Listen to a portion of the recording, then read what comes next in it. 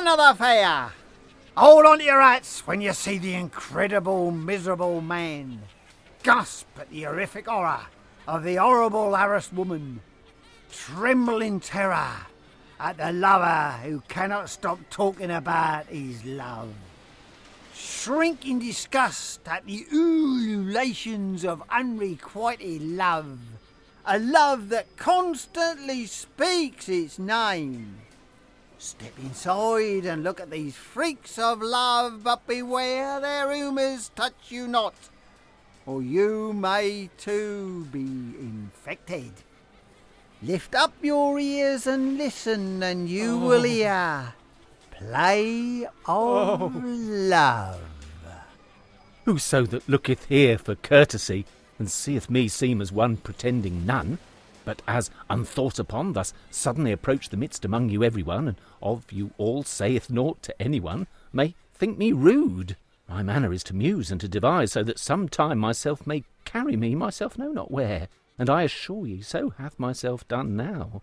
For our Lord wot where I am, or what ye be, I know not, or whence I came, or whither I shall. All this in manner as unknown to me, but even as fortune guideth my foot to fall, so wander I, yet wheresoever I be, and whom, or how many soever I see, as one person to me is every one, so every place to me but as one. And for that one person every place seek I, which one, once found, I find of all the rest not one missing, and in the contrary that one absent, though that there were here pressed all the creatures living most and least, yet lacking her I should, and ever shall, be as alone, since she to me is all. And alone is she without comparison concerning the gifts given by nature. In favour, fairness, and port as a person, no life beareth the like of that creature, nor no tongue can attain to put in ear her to describe. For how can words express that thing the full whereof no thought can guess? And as it is a thing inestimable to make report of her beauty fully, so is my love toward her unable to be reported, as who saith rightly? For my sole service and love to that lady is given under such abundant fashion that no tongue thereof can make right relation. Wherein I suppose this well supposed unto you all, that since she, perceiving as much of my love as can be disclosed, even of very right in recompensing, she ought for my love again to be loving. For what more right to grant, when love requireth, than love for love, when love naught else desireth? But even as far worse as otherwise, then so stand I in case in manner desperate. No time can time my suit to ease my woe, before noon too early, and all times else too late. Thus time out of time mistimeth my rate. For time to bring time to hope of any grace, that time timeth no time in any time or place. Whereby till time have time so far extinct, that death may determine my life thus deadly, no time can I rest.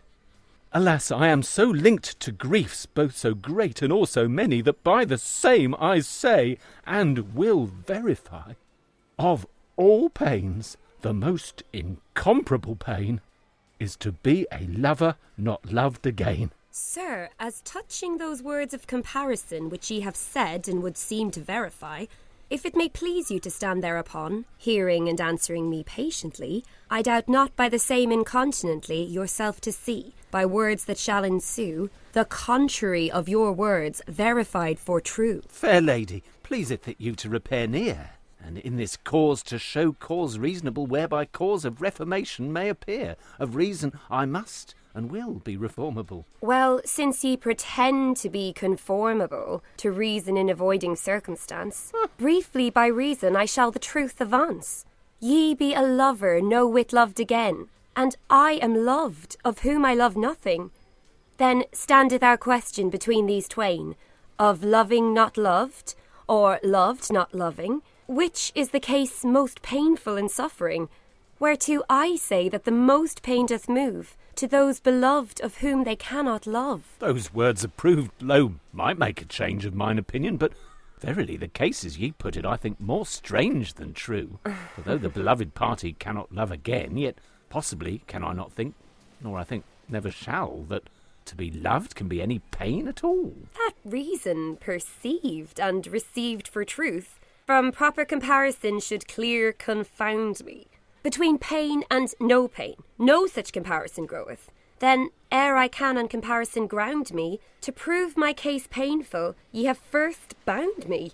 To which, since ye drive me by your denial, mark what ensueth before farther trial. I say I am loved of a certain man, whom for no suit I can favour again, and that I have told him since his suit began 1,000 times, but every time in vain, for never ceaseth his tongue to complain, and ever one tale which I never can flee, for ever in manner, where I am, is he. Now, if you to hear one thing everywhere, contrary to your appetite, should be led, were it but a mouse, lo, should peep in your ear, or alway to harp on a crust of bread, how could you like such harping at your head? Somewhat displeasant it were, I not deny. Then somewhat painful as well said, say I. Displeasure and pain be things jointly annexed. For as it is displeasant in pain to be, so is it painful in displeasure to be vexed. Thus, by displeasure in pain ye confess me, whereby, since ye part of my pain do see, in my further pain I shall now declare that pain by which with your pain I compare. Small were the quantity of my painful smart, if his jangling pierced no further than mine ears, but through mine ears directly to mine heart pierceth his words, even like as many spears, by which I have spent so many and such tears that, were they all red as they be all white, the blood of my heart had be gone ere this quite. And almost in case as though it were gone am I, except his suit take end shortly, for it doth like me even like as one should offer me service most humbly, with an axe in his hand, continually beseeching me gently that this might be sped, to grant him my good will to strike off my head. I allege for general this one similitude, avoiding rehearsal of pains particular to abbreviate the time and to exclude surplusage of words in this our matter, by which ensample, if ye consider rightly my case, at leastwise ye may see my pain as painful as your pain can be, and yet, for shorter end, put case that your pain were oft times more sharp and sore in degree than mine is at any time. Yet will I prove plain, my pain at length sufficient to match ye, which proof to be true yourself shall agree, if your affection in that I shall recite may suffer your reason to understand right. No. You stand in pleasure, having your love in sight, and in her absence, hope of sight again keepeth most times possession of some delight. No. Thus have you oft times some way ease of pain, and I never, no way, for when I do remain in his presence, in deadly pain I sojourn, and absent, half dead in fear of his return. Since presence nor absence absenteth my pain, but always the same to me is present, and that by presence, and hope of presence again, there doth appear much of your time spent out of pain. Methink this consequent that my pain may well, by mean of the length, compare with your shorter pain of more strength. Mistress, if your long pain be no stronger than is your long reason against my short pain, ye lack no likelihood to live much longer than he that would strike off your head so fain. Yet, lest ye would note me your words to disdain, I am content to agree for a season, to grant and enlarge your latter reason, admit by her presence half my time pleasant, and all your time as painful as in case can be, yet your pain to be most reason will not grant. And for example, I put case that ye stood in cold water all a day to the knee, and I half the same day to mid-leg in the fire.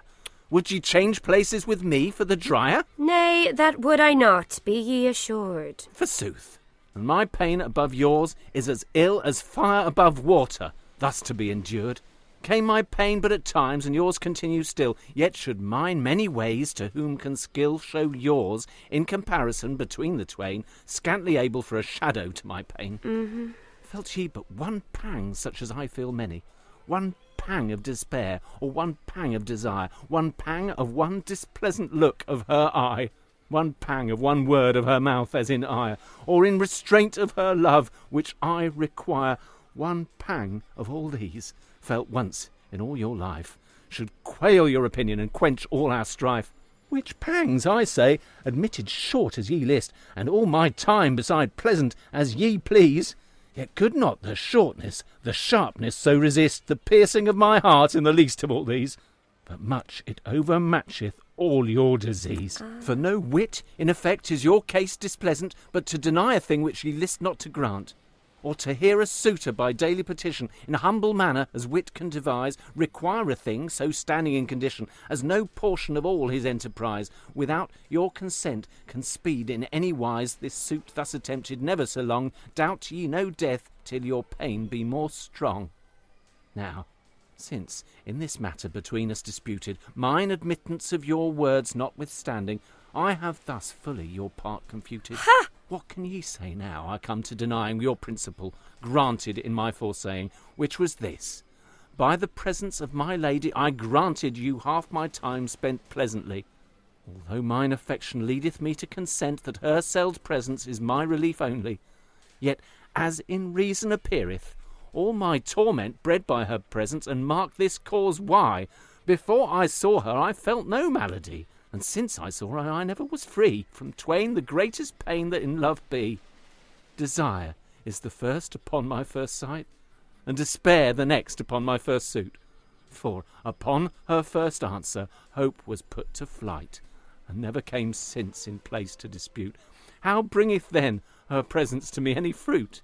For hopeless and helpless in flames of desire and drops of despair I smoulder in fire, these twain being endless since they began, and both by the presence of her wholly began and continued. I wonder if ye can speak any word more, but yield immediately.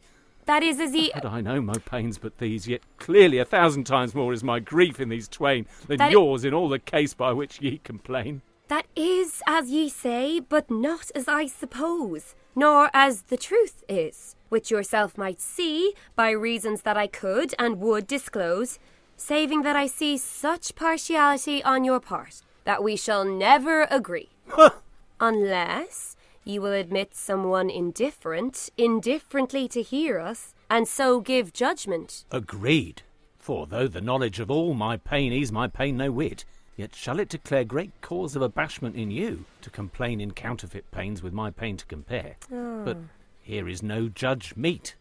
We must seek elsewhere. I hold me content the same to condescend. Please it you to set forth, and I shall attend. Yes.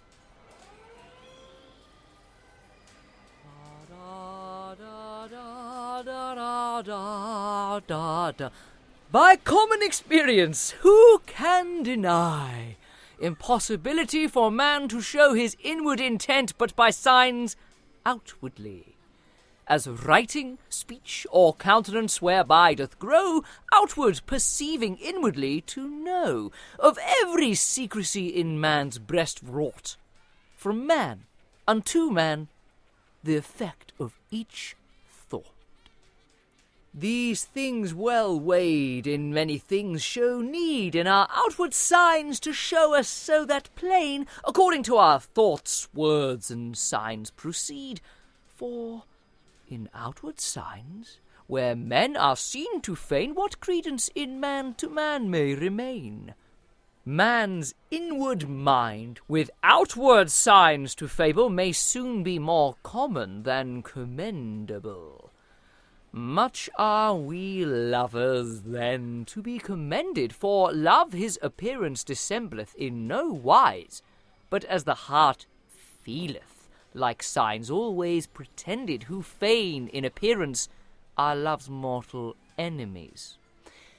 As in despair of speed, who that can mirth devise, or, having grant of grace, can show them as mourners, such be no lovers, but even very scorners. The true lover's heart that cannot obtain is so tormented, that all the body is evermore so compelled to complain, that sooner may the sufferer hide the fury of a fervent fever, than of the malady, by any power human, he possible may hide the least pain of 1,000, I dare say. And he who in loving hath loathed to such luck that love for love of his love be found, shall be of power, even as easily to pluck the moon, in a moment with a finger to ground, as of his joy to enclose the rebound. But that the reflection thereof from his heart to his beholders shall shine in each part. Thus, be a lover in joy or in care, although will and wit his estate would hide, yet shall his semblance as a dial declare how the clock goeth, which may be well applied in abridgment of circumstance for a guide to lead you in few words, by my behaviour, to know me in grace of my lady's favour. For, being a lover, as I am indeed, and thereto disposed thus pleasantly, is a plain appearance of my such speed as I in love could wish, and undoubtedly my love is requited so lovingly, that in everything that may delight my mind, my wit cannot wish it so well as I find. Which thing, at full considered, I suppose that all the whole world must agree in one voice, I being beloved, as I now disclose, of one being chief of all the whole choice, must have incomparable cause to rejoice. For the highest pleasure that man may obtain is to be a lover beloved again. Now, God you good even, Master Woodcock. Cometh of rudeness or lewdness that mock? Come whereof it shall ye come of such stock, that God you good even, Master Woodcock. This losel by like hath lost his wit. Nay, nay, Master Woodcock, not a whit. I have known you for a woodcock ere this, or else like a woodcock I take you amiss. But though for a woodcock ye deny the same, yet shall your wit witness you meet for that name. How so? Thus, lo, I do perceive by your former process that ye be a lover, whereto ye confess yourself beloved in as loving wise as by wit and will can wish to devise, concluding therein determinately that of all pleasures pleasant to the body, the highest pleasure that man may obtain is to be a lover beloved again. In which conclusion before all this flock I shall prove you plain as wise as a woodcock. And methink this woodcock is turned on thy side, contrary to courtesy and reason to use, thus rudely to rail, or any word be tried in proof of thy part, whereby I do refuse to answer the same. Thou canst not excuse thy folly in this, but if thou wilt say aught, assay to say better, for this saying is naught. Well, since it is so that ye be discontent to be called fool ere further matter be spent, will ye give me leave to call ye fool anon, when yourself perceiveth that I have proved you one? Yea, by my soul, and will take it in good worth. Now, by my father's soul, then will we even forth. That part rehearsed of your saying all this, of all our debates the only cause is. For where ye afore have fastly affirmed that such as be lovers again beloved stand in most pleasure that to man may move, that tale to be false truth shall truly prove. What folk above those live more pleasantly? What folk? Marry, even such folk as am I. Being no lover, what man may ye be? No lover? No, by God I warrant ye. I am no lover in such manner meant, as doth appear in this purpose present. For as touching women, go where I shall, I'm at one point with women all. The smoothest, the smirkest, the smallest, the truest, the trimmest, the tallest, the wisest, the wiliest, the wildest, the merriest, the mannerliest, the mildest, the strangest, the straightest, the strongest, the lustiest, the least or the longest, the rashest, the ruddiest, the roundest, the sagest, the sallowest, the soundest, the coyest, the curstest, the coldest, the busiest, the brightest, the boldest, the thankfullest, the thinnest, the thickest, the saintliest, the surest, the sickest. Take these with all the rest, and of every one, so God be my help, I love never one. Then I beseech thee this one thing, tell me, how many women thinkest thou doth love thee. Sir, as I be saved by aught I can prove, I am beloved even like as I love. Then, as appeareth by those words rehearsed, thou art neither lover nor beloved. Neither lover nor beloved, that is even true. Since that is true, I marvel what can ensue. For proof of thy part in that thou madest a font of both our estates to prove thine most pleasant. My part for most pleasant may soon be guessed by my continual quieted rest. Being no lover, who may quiet be? Nay, being a lover, what man is he that is quiet? Marry, I. Marry ye lie. What? Patience, my friend, ye are too hasty. If ye will patiently mark what I shall say, yourself shall perceive me in quiet alway. Say what thou will, and I therein protest, to believe no word thou sayest, most nor lest. Then we twain shall talk both in vain, I see, except our matter awarded may be by judgment of some indifferent hearer. Marry, go thou and be an inquirer, and if thou canst bring one anything lickly, he shall be admitted for my part quickly. Now, by the good God, I grant to agree. For be thou assured, it scorneth me that thou shouldst compare in pleasure to be like me. And surely I promise thee, one way or other, I will find redress. Find the best, and next way thy wit can guess, and accept your knobs for malice do need ye, make brief return, a fellowship speed ye. Love, love, love, love, love, love, love, love, love. My marvel is no more than my care is small, what knave this fool shall bring, being not partial. Till time I perceive this woodcock coming, my part hereof should pass even in mumming, saving for pastime, since I consider he being a lover, and all his matter to depend on love, and contrary I no lover, by which all such standing by as favour my part may fear me to wreak against the loving of this lover to speak, I shall, for your comfort, declare such a story as shall perfectly plant in your memory that I have knowledge in lovers' laws as deep as some dozen of those doting doors. For though, as I show, I am no lover now, nor never have been, yet shall I show you how that I once chanced to take in hand to feign myself a lover, ye shall understand, toward such a sweeting as by sweet sent Saviour I know not the like in fashion and favour. And to begin, at setting in, first was her skin, white, smooth and thin, and every vein so blue, seen plain. Her golden hair, to see her wear her wearing gear. Alas, I fear to tell all to you, I shall undo you.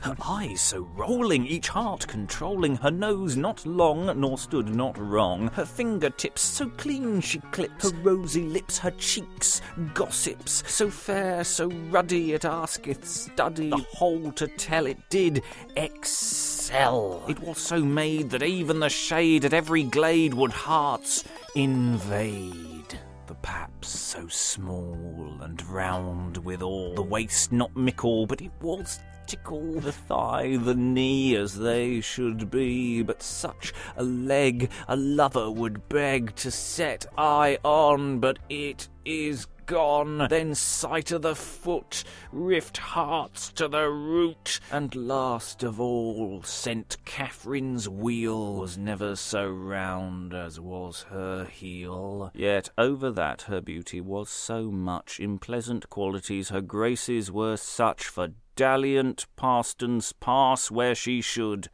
no greater difference between lead and gold than between the rest and her, and such a wit that no wight, I ween, might match her in it. If she had not wit to set wise men to school, then shall my tale prove me a stark fool.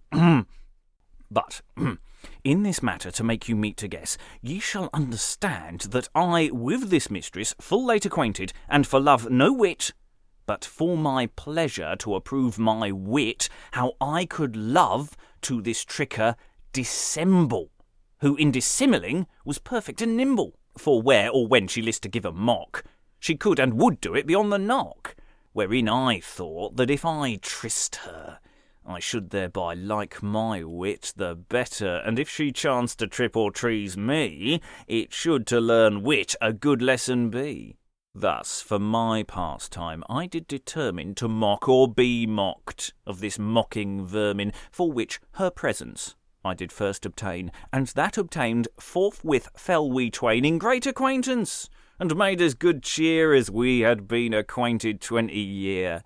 And I, through fair flattering behaviour, seemed anon so deep in her favour, that though the time then so far past was, that time required us asunder to pass, yet could I no passport get of my sweeting till I was full wooed for the next day's meeting. For surance whereof I must, as she bade, give her engage best jewel I there had, and after much mirth as our wits could devise, we parted, and I the next morn did arise, in time not too timely, such time as I could. I allow no love where sleep is not allowed. I was, ere I entered this journey vowed, decked very cleanly, but not very proud. But trim must I be, for slovenly lovers have ye what well no place among lovers. But I thus decked at all points point device, at door where this trull was, I was at a trice, whereat I knocked, her presence to win, wherewith it was opened, and I was let in. And at my first coming my minions seemed very merry, but anon she misdeemed that I was not merrily disposed. And so might she think, for I disclosed no word nor look, but such as showed sadly, as I indeed inwardly thought madly, and so must I show for lovers be in rate, sometimes merry, but most times passionate. In giving thanks to her of other night, we set us down, an heavy couple in sight, and therewithal I fet a sigh, such one as made the form shake which we both sat on. Whereupon she, without more words spoken, fell in weeping as her heart should have broken, and I in secret laughing so heartily that from mine eyes came water plenteously. Anon I turned with look sadly, that she my weeping as watery as hers might see, which done, these words anon to me she spake. Alas, dear heart, what wight might undertake to show one so sad as you this morning, being so merry as you last evening? I so far then the merrier for you, and without desert thus far the sadder now. The self-thing, quoth I, which made me then glad, the self-samest thing that maketh me now sad. The love that I owe you is original, ground of my late joy and present pain all. And by this mean love is evermore led between two angels, one good and one bad, hope and dread, which two be always at strife, which one of them both with love shall rule most rife. And hope, that good angel, first part of last night, draw dread, that bad angel, out of place quite. Hope, swear I should straight have your love at once, and dread, this bad angel, swear blood and bones, that if I won your love all in 1 hour, I should lose it all again in 3 or 4. Wherein this good angel hath lost the mastery, and I by this bad angel won this agony. And be ye sure I stand now in such case that if I lack your continued grace in heaven, hell, or earth, there is not that he, save only God, that knoweth what shall come on me. I love not in rate all the common flock. I am no feigner, nor I cannot mock. Wherefore I beseech you that your reward may witness that ye do my truth regard. Sir, as touching mocking, quoth she, I am sure, be you too wise to put that here in your, for neither give I cause why ye so should do, For naught could ye win that way worth an old shoe. For whoso that mocketh shall surely stir this old proverb, mock'em mockabiter. And as for you, I think myself assured, that very love hath you hither allured, for which, quoth she, let hope hop up again, and vanquish dread, so that it be in vain to dread or to doubt, but I in everything, in cause giveth cause, will be your own darling. Sweetheart, quoth I, after stormy cold smarts, warm words in warm lovers bring lovers warm hearts, and so have your words warmed my heart, even now that dreadless and doubtless now must I love you. Anon there was, I love you, and I love you. Lovely we lovers love each other. I love you, and I for love love you. Love me, love thee, love we, love he, love she. Deeper love apparent in no twain can be. Quite over the ears in love and felt no ground. Had not swimming hope in love, I had been drowned. But I swam by the shore, the vantage to keep, to mock her in love, seeming to swim more deep. Thus continued we day by day, till time that a month was passed away. In all the which time such a weight she took, that by no mean I might once set one look upon any woman in company. But straightway she set the finger in the eye, and by that same aptness in jealousy I thought sure she loved me perfectly. And I, to show myself in like loving, dissimuled like cheer in all her like looking. By this and other like things then in hand, I gave her mocks, methought, above 1,000, whereby I thought her own tail, like a burr, stuck to her own back, mock'em mockabiter. And upon this I fell in devising to bring to end this idle disguising, whereupon suddenly I stole away, and when I had been absent half a day, my heart misgave me, by God that bought me, that if she missed me where I thought she sought me, she sure would be mad by love that she ought me, wherein not love, but pity so wrought me, that to return anon I bethought me, and so returned till chance had brought me to her chamber door, and hard I knocked. Knock soft, quoth one, who the same unlocked, an ancient wise woman, who was never from this said sweeting, but about her ever. Mother, quoth I, how doth my dear darling? Dead wretch, cried she, even by thine absenting. And without mo words the door to her she shut. I, standing without, half out of my wit, in that this woman should die in my fault. But since I could in there by none assault, to her chamber window I gat about, to see at the least way the course laid out. And there, looking in, by God's blessed mother, I saw her naked abed with another, and with her bedfellow laughed me to scorn as merrily as ever she laughed before. The which, when I saw, and then remembered the terrible words that mother be rendered, and also bethought me of everything, showed in this woman true love betokening, myself to see served thus prately, to myself I laughed even heartily, with myself considering to have had like speed if myself had been a lover indeed. Sweetheart, quoth I, ye take too much upon ye. No more than becomes me, know thou well, quoth she. But thou hast taken too much upon thee, in taking that thou took in hand to mock me, wherein from beginning I have seen thee jet like a fool might have jetted in a net. But well I saw thine intent at beginning was to bestow a mock on me at ending, when thou laughedest, dissimuling a weeping heart. Then I with weeping eyes played even the like part, wherewith I brought in mock'em mockabiter.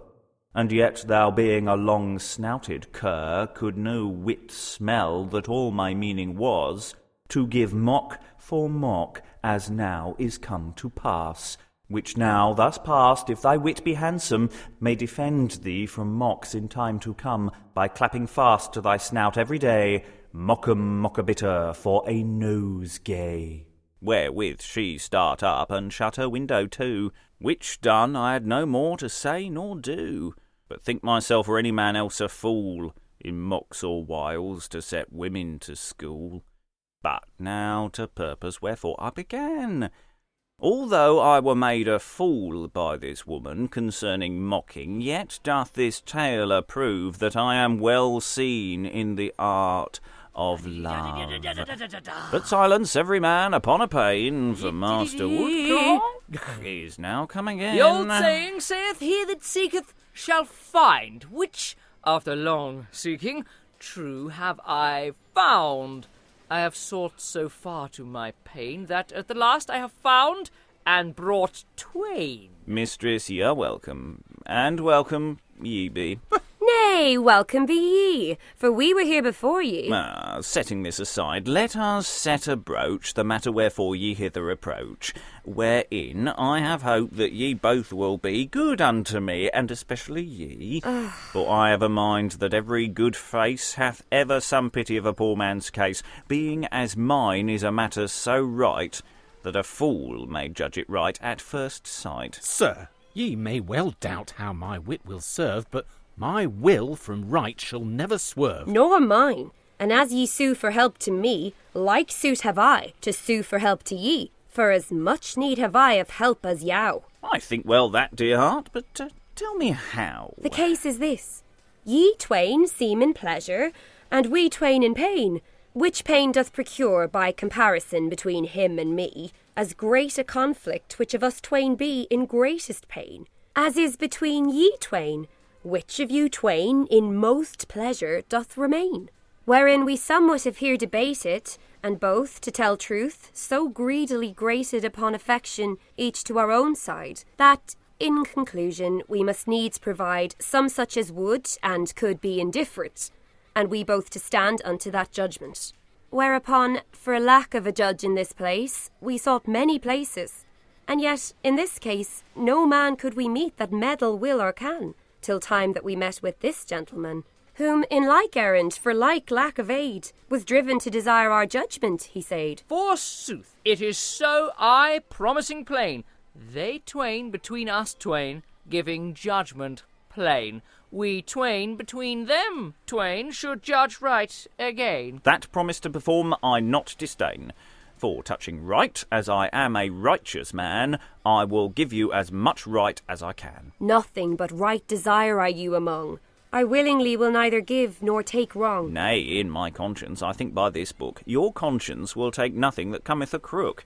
For as in conscience that ever ye do, ye nothing do but as ye would be done to. O hope of good end, O Mary Mother, Mistress, one of us may now help another. But, sir, I pray you some matter declare, whereby I may know in what grief ye are. I am a lover not loved, which, plain, is daily not doleful, but my deadly pain. Oh, a lover not loved! Oh, have ye knit that not? Yea, forsooth. Forsooth, ye be the more sot.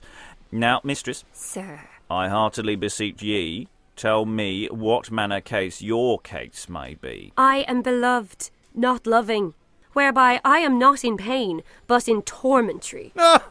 Is this your tormentor?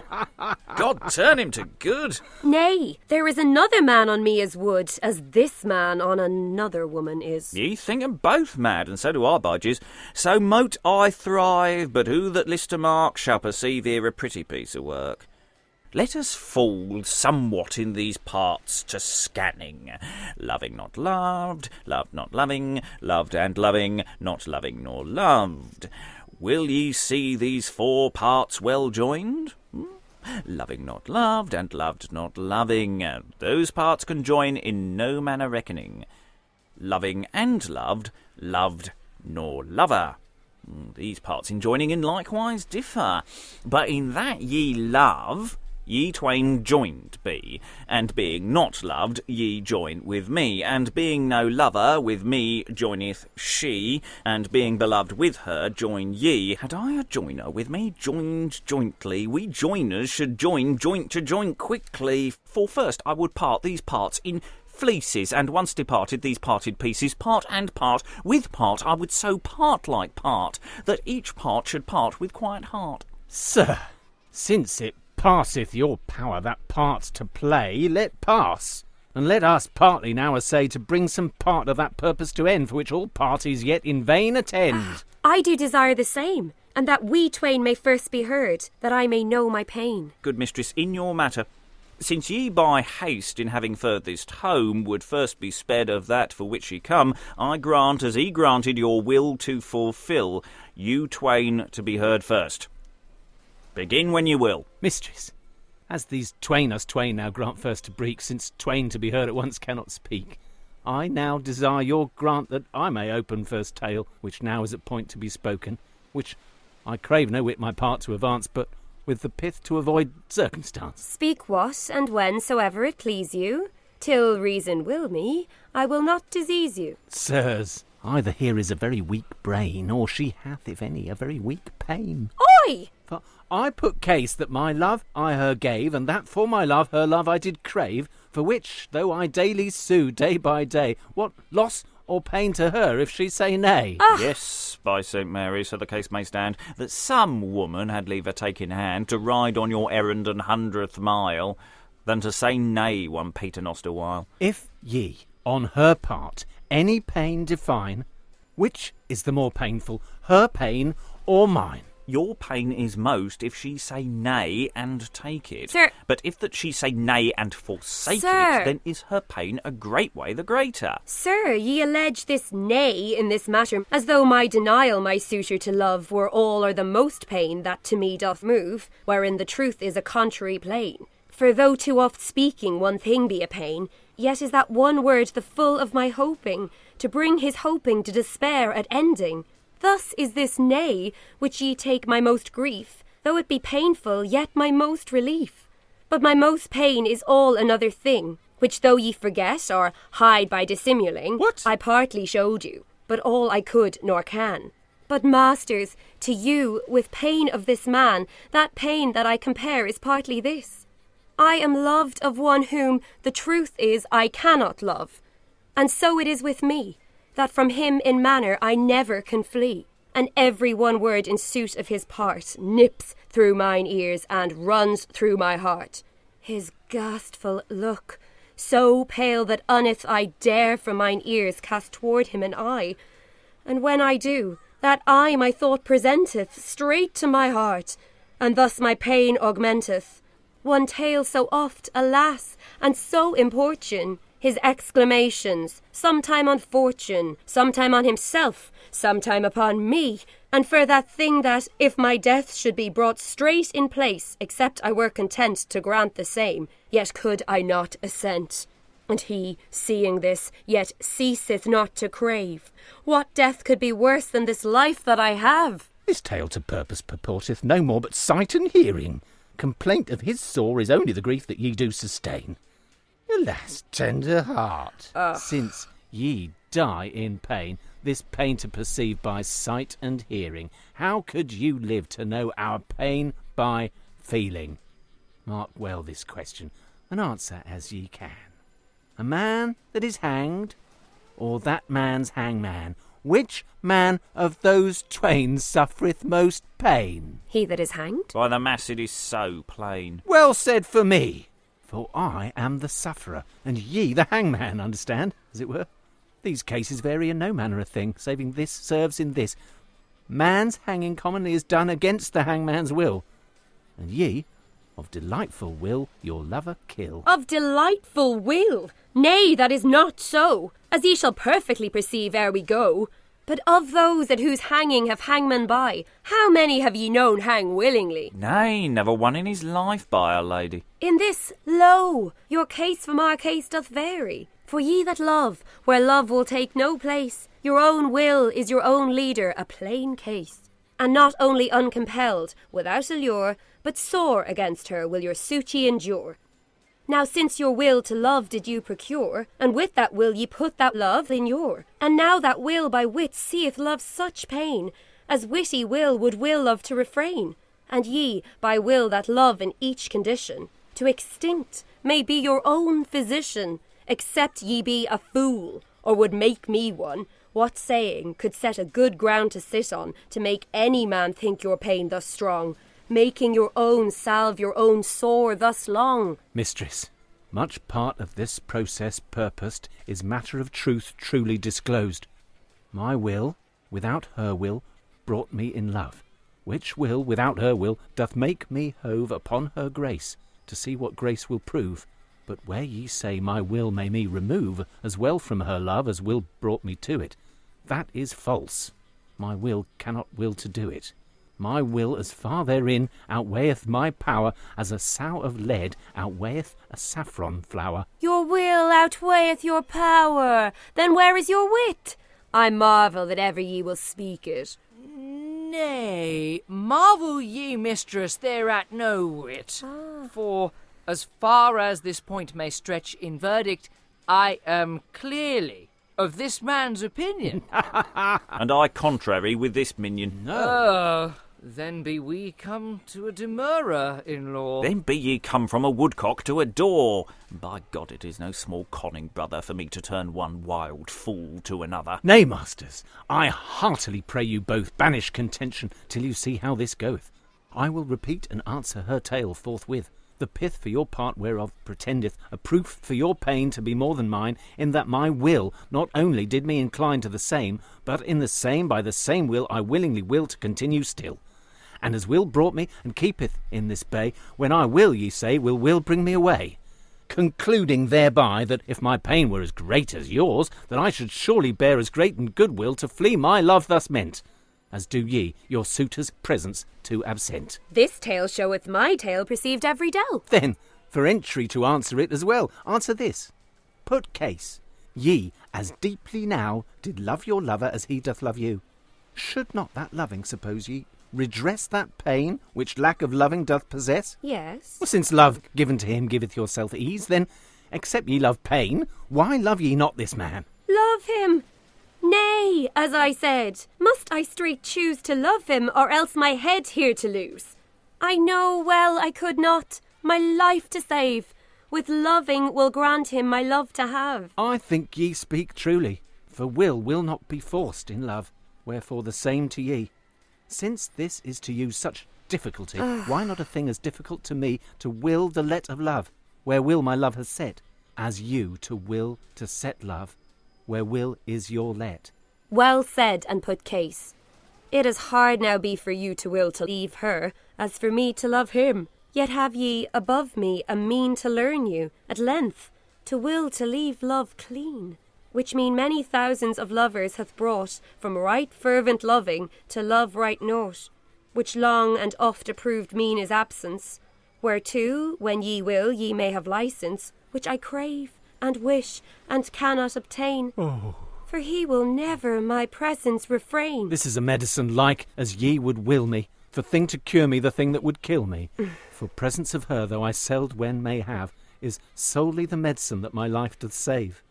Her absence can I with as ill will as I can will to leave to love her still.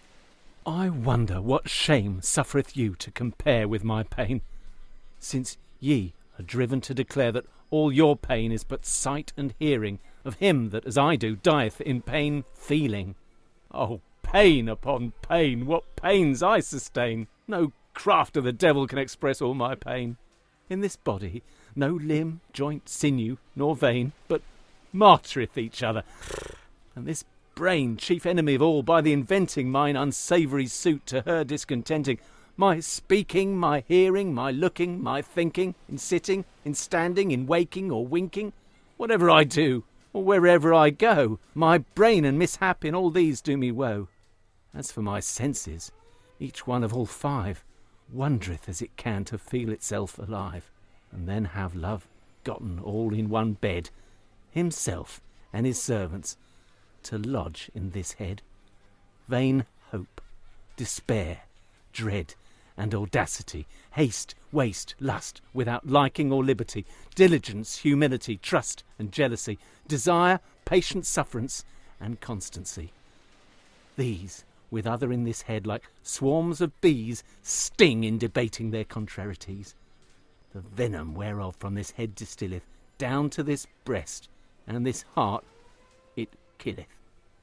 All times and all places of this body, by this distemperance thus distempered am I, shivering in cold, and yet in heat I die, drowned in moisture, parched parchment, dry. Well, since ye have opened in this tale telling the full of your pain, for speed to ending, I shall, in few words, such one question disclose, as if your answer give cause to suppose the whole of the same to be answered at full. We need no judgment, for yield myself I will. Put case, this man loved a woman, such one who were in his liking the thing alone, and that his love to her were not so mickle, but her fancy toward him were as little, and that she hid herself so day and night, that sell time when he might come in her sight. And then put case, that one to you love did bear, a woman that others so ugly were, that each kiss of her mouth called you to Jib's feast. Or that your fancy abhorred her so at least that her presence were as sweet to suppose as one should present. A turd to his nose. Yea, in good faith. Whereto the case is this, that her spiteful presence absent never is. Of these two cases, if chance should drive you to choose one, which would ye choose? Tell truth now. In good sooth, to tell truth, of these cases twain, which case is the worst is to me uncertain. First case of these twain I put for your part, and by the last case appeareth mine own smart. If they proceed with this first case of ours, then is our matter undoubtedly yours. And if judgment pass with this last case, in fine, then is the matter assuredly mine. Since by these cases our parts so do seem, that which is most painful yourself cannot deem. If ye now will all circumstance eschew, make this question in these cases our issue, and the pain of these men to abbreviate, set all our other matter as frustrate. Agreed. Then, further to abridge your pain, since this our issue appeareth thus plain, as folk not doubting your conscience nor cunning, we shall, in the same let, pass all reasoning, yielding to your judgment the whole of my part. And I, likewise, mine with will and good heart. Your cases, which include your grief, each whit, shall dwell in this head.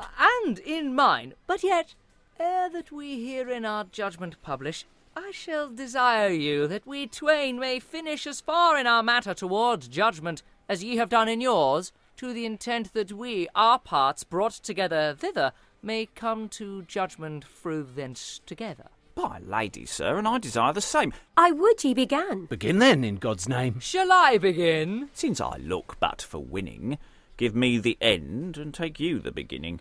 Who shall win the end at end shall try. For my part, whereof now thus begin I am, as I said, a beloved lover, and he no lover, nor beloved nother, in which two cases he maketh his avaunt of both our parts to prove his most pleasant. But be ye assured by aught I yet see, in his estate no manner pleasure can be. Yes, two manner pleasures ye must needs confess. First, I have the pleasure of quietness, and the second is, I am contented. That second pleasure, now secondly invented, to compare with pleasure by contentation, is a very second imagination. Then show your wit for proof of this in hand. How may pleasure without contentation stand? Aha! Pleasure without contentation cannot be. But contentation without pleasure we see in things innumerable every day. Of all which, mark these which I shall now lay. Put case that I, for pleasure of some friend, or something which I longed to see at end, would be content to ride 60 mile this night, and never would bait nor never alight, I might be right well content to do this, and yet, in this doing, no pleasure there is. Moreover, ye by patient sufferance may be contented with any mischance, the loss of your child, friend, or anything that in this world to you can belonging, wherein ye contented never so well, yet is your contentation pleasure, no del. Ha! These two examples, by aught that I see, be no thing the things that anything touch me. With death of my child my being contented, or pain with my friend willingly assented, is not contentation voluntary, for that contentation cometh forcibly. But my contentation standeth in such thing as I would first wish, if it went by wishing. Sir, be ye contented even as ye tell, yet your contentation can neither excel, nor be compared equal to mine estate. For touching contentation, I am in rate as highly contented to love as ye see, as ye to forbear love can wish to be. Had I no more to say in this argument, but that I am, as well as you, content, yet hath my part now good approbation to match with yours even by contentation. But contentation is not all the thing that I for my love have in recompensing. Above contentation, pleasures, feeling. Have I so many that no white living can by any wit or tongue the same report? Oh, the pleasant pleasures in our resort! After my being from her any whither, what pleasures have we in coming together? Each tap on the ground toward me with her foot doth bathe and delight my very heart root. Every twink of her alluring eye reviveth my spirits even thoroughly. Each word of her mouth, not a preparative, but the right medicine of preservative. We be so jocund and joyfully joined. Her love for my love so currently coined, that all pleasures earthly, the truth to declare, are pleasures not able with ours to compare. This mouth in manner receiveth no food. Love is the feeding that doth this body good. And this head despiseth all these eyes, winking longer than love doth keep his heart thinking to dream on my sweetheart. Love is my feeder, love is my lord, and love is my leader. Of all mine affairs in thought, word, and deed, love is the Christ cross that must be my speed. By this I perceive well ye make reckoning that love is a goodly and a good thing. Love good? What ill in love canst thou make appear? Yes, I shall prove this love at this time meant here in this man's case as ill as is the devil, and in your case I shall prove love more evil.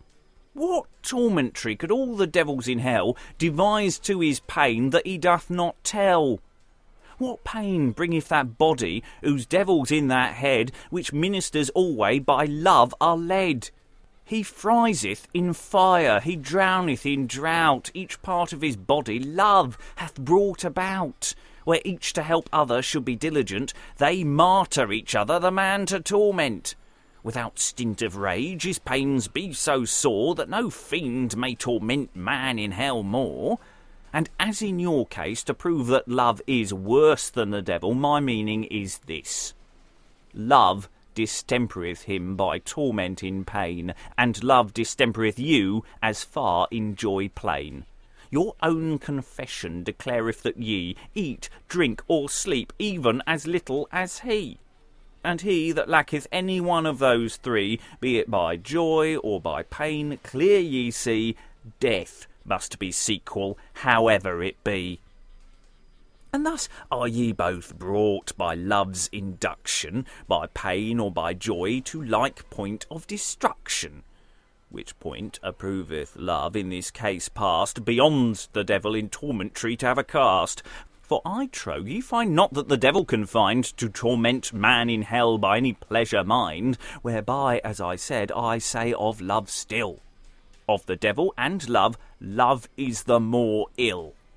And at beginning I may say to yow, if God had seen as much as I say now, love had been Lucifer, and doubt ye no whit, but experience now hath taught God such wit, that if aught come at Lucifer other than good, to whip souls on the breach, love shall be the blood. And sure he is one that cannot live long, for aged folk he what well cannot be strong. And another thing his physician doth guess, that he is infect with a black jaundice. No further than ye be infect with folly! For in all these words no word can I espy, such as, for your part, any proof avoucheth. For proof of my part, no, but it toucheth the disproof of yours, for where you alleged your part above mine to be compared by pleasures in which your displeasures are such that ye eat, drink, nor sleep, or at most not much, in lack whereof my tale proveth plainly each part of your pleasure a tormentry, whereby your good love I have proved so evil that love is apparently worse than the devil. And as touching my part, there can arise no manner displeasures nor tormentries, in that I love not, nor am not loved.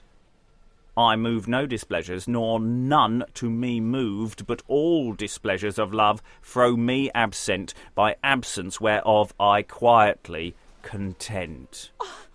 Sir, where ye said, and think ye have said well, that my joy by love shall bring death in sequel, in that by the same in manner I disdain food and sleep, this proverb answereth you plain. Look not on the meat, but look on the man. Now, look ye on me, and say what ye can. Nay, for a time love may puff up a thing, but lacking food and sleep, death is the ending.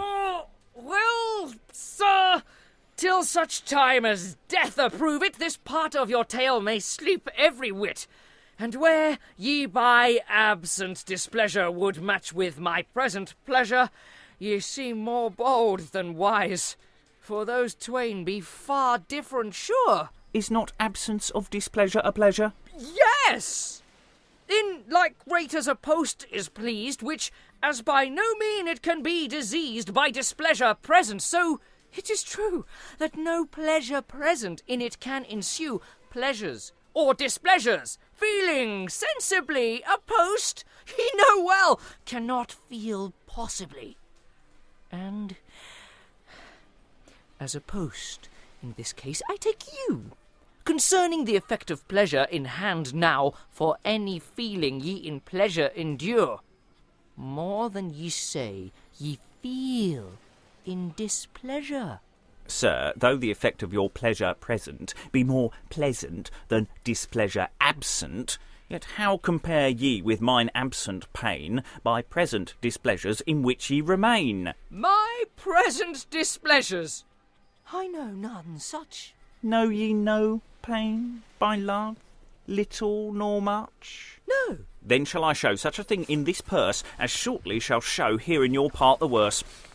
Now I pray God the devil in hell blind me.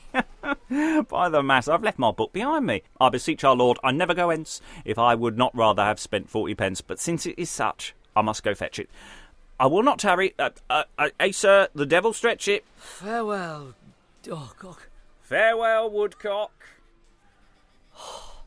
He is gone. Gone, yea, but he will come again anon. Nay, this night he will no more disease you. Give judgment heartily, even when it please you.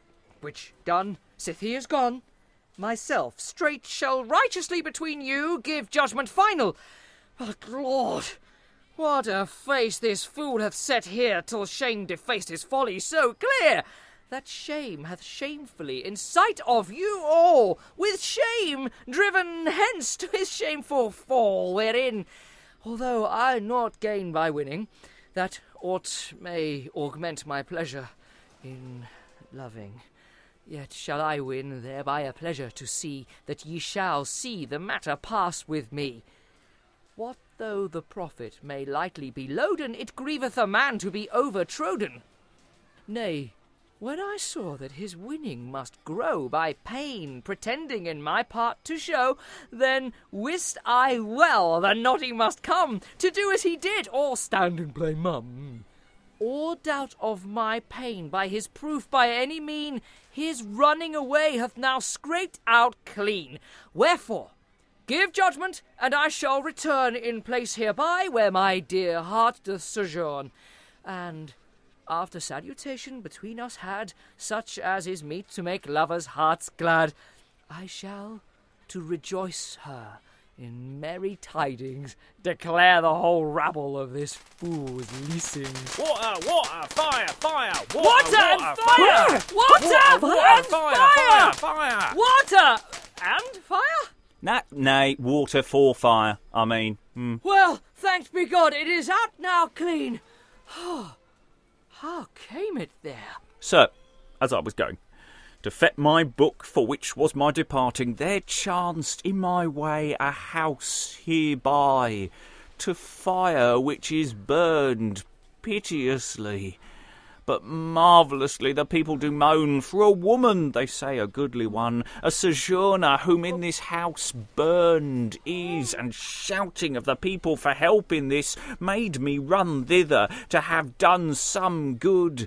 And at a window thereof, as I stood, I thrust in my head, and even at a flush, fire flashed in my face, and so took my bush. What house? A house painted with red ochre, the owner whereof they say is a broker. Oh,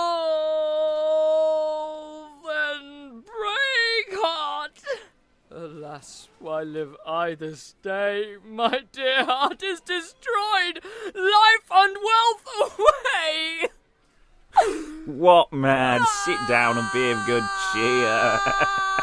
God's body, Master Woodcock, is gone clear. Oh, Master Woodcock, fair mot before ye. Of right, Master Woodcock, I must now call ye. Mistress, stand you here afore and rub him, and I will stand here behind and dub him. Nay, the child is asleep. You need not rock. Master Woodcock! Master Woodcock! What folk be far within a man must knock. Is not this a pang, trow ye, beyond the knock? Speak, Master Woodcock, speak, parrot, I pray ye. My leman, your lady, I will ye see. My lady, your leman, one undertakes to be safe from fire by slipping through a jakes. That word I heard, but yet I see her not. No more do I, Master Woodcock, our lord, what? Unto that house where I did see her last, I will seek to see her. Ah, there he goes. Well, ye may burn together for all this, and do well enough for aught that is yet amiss. For God's sake, one run after and baste him. It were great pity the fire should waste him, for being fat, your knowledge must record, a woodcock well roast is a dish for a lord.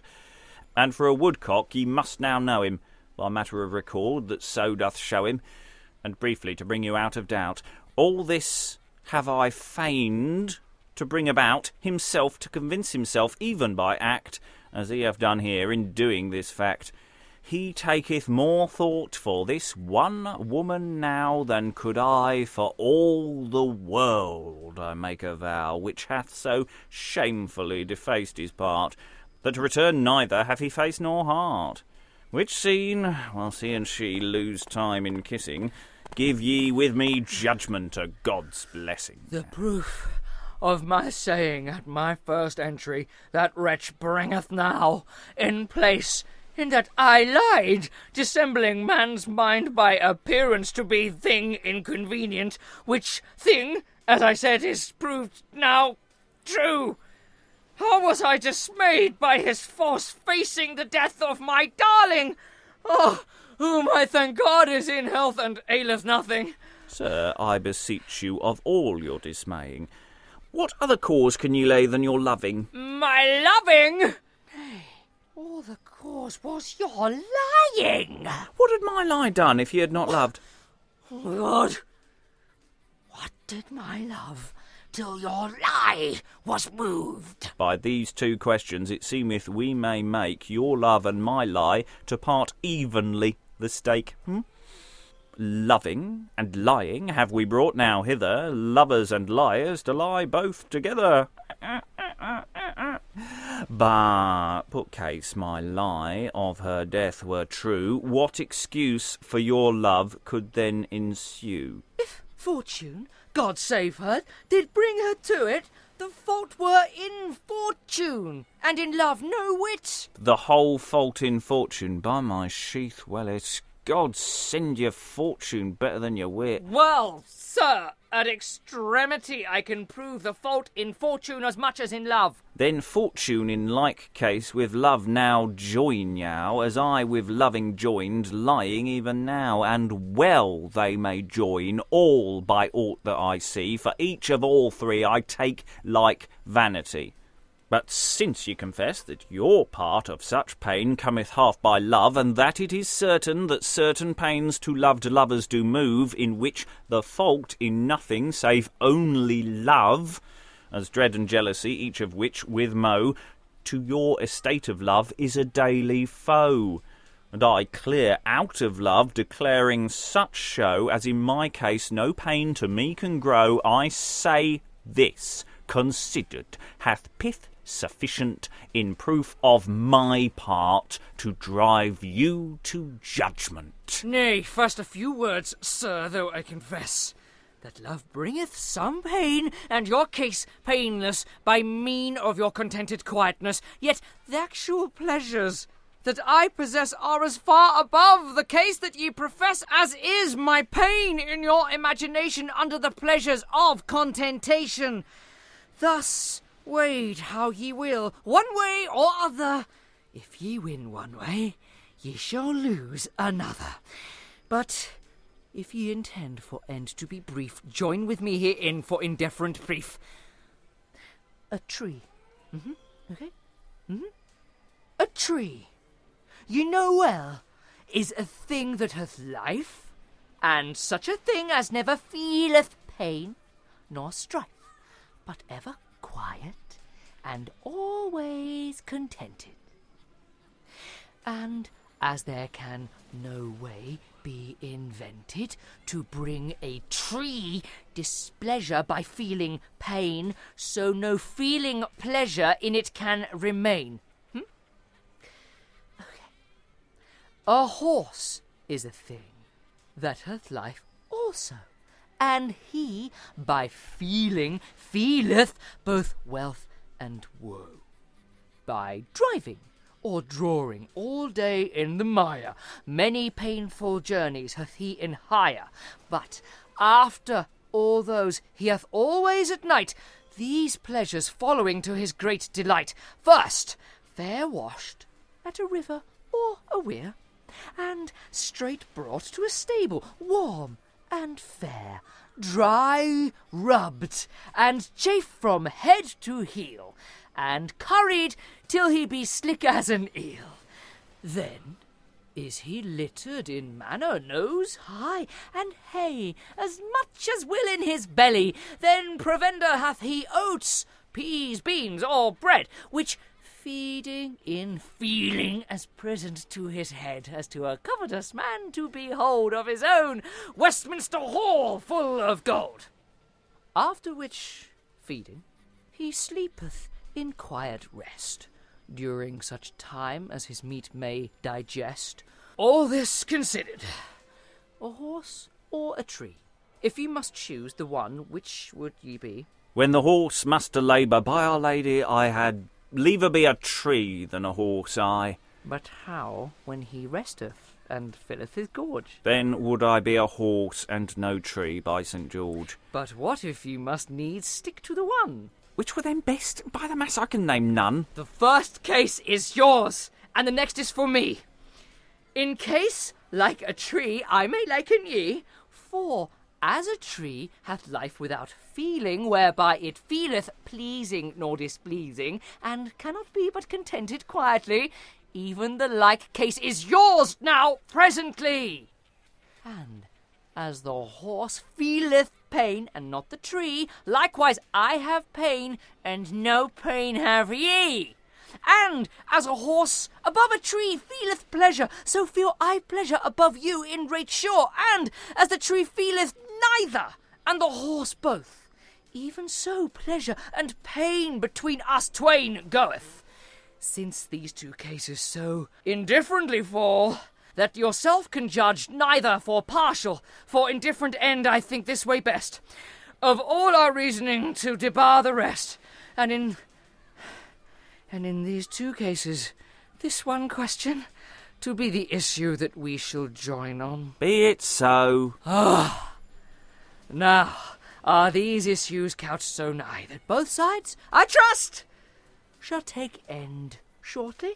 I hope and desire the same.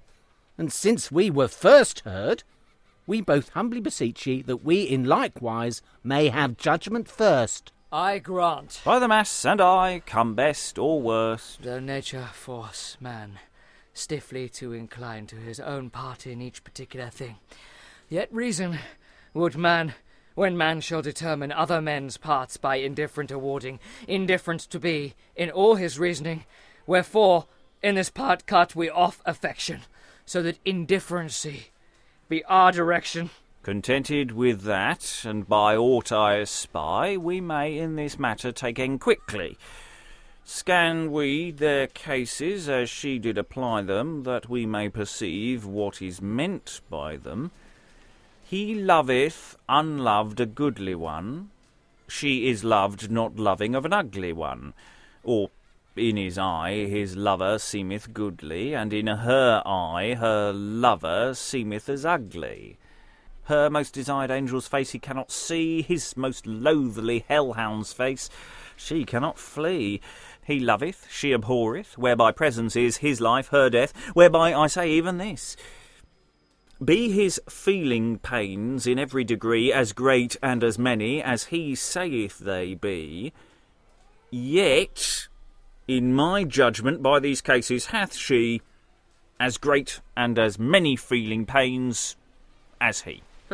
When matter at full is indifferently laid, as ye in this judgment have laid this now, what reason the time by me should be delayed?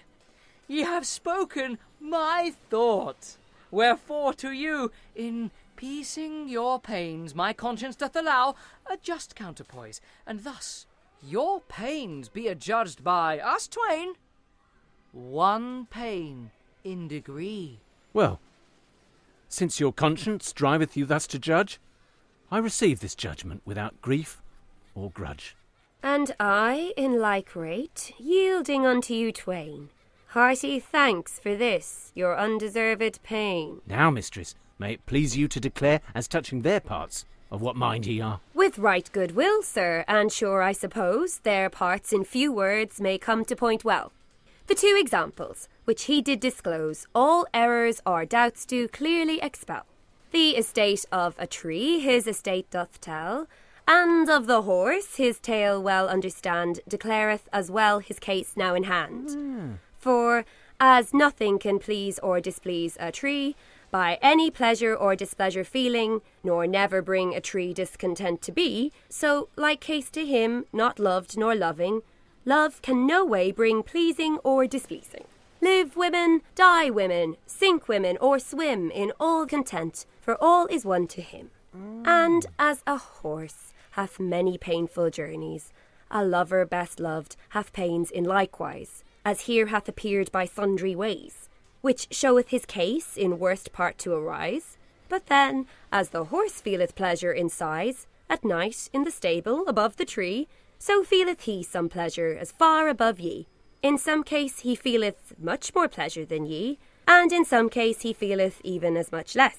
Between the more and the less, it seemeth to me that between their pleasures no choice is to guess. Wherefore I give judgment in short process, set the one pleasure even to the other.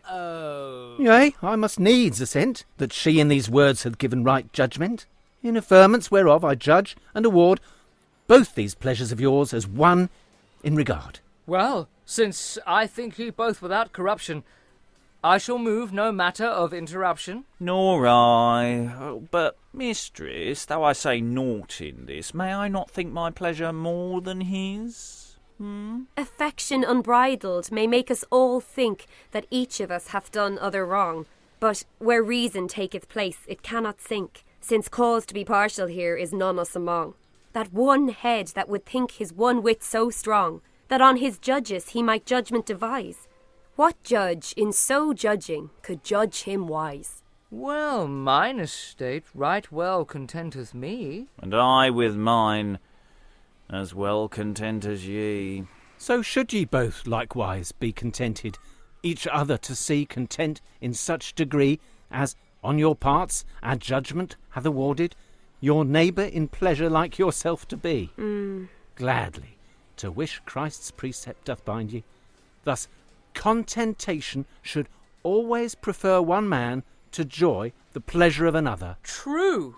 And contention may be in like case, although no health yet help, and great relief in both your pains, for ye, having such grace to be contented in sufferance of grief, shall, by contentation, avoid much mischief, such as the contrary shall surely bring you pain, to pain as painful as your pain is now. Thus, not we four, but all the world beside, knowledge themself or other in joy or pain, hath need of contentation for a guide. Having joy or pain content let us remain, in joy or pain of other fee we disdain. Be we content, wealth or woe, and each for other rejoice in the one, and pity the other. Since such contentation may hardly accord in such kind of love as here hath been meant, let us seek the love of that loving Lord who to suffer passion for love was content, whereby his lovers, that love for love assent, shall have in fine above contentation the feeling pleasure of eternal salvation. Which Lord of Lords, whose joyful and blessed birth is now remembered by time, presenting this accustomed time of honest mirth, that Lord we beseech, in most humble meaning, that it may please him, by merciful hearing, the state of this audience long to endure, in mirth, health, and wealth, to grant his pleasure.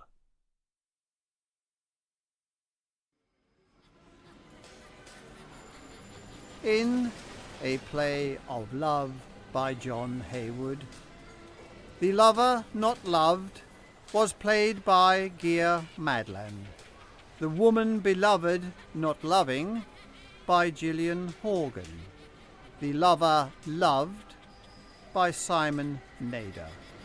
And the vice, who was neither lover nor loved, by Robert Crighton. The announcer was Rob Myson. A Play of Love was produced by Robert Crighton for the Beyond Shakespeare podcast.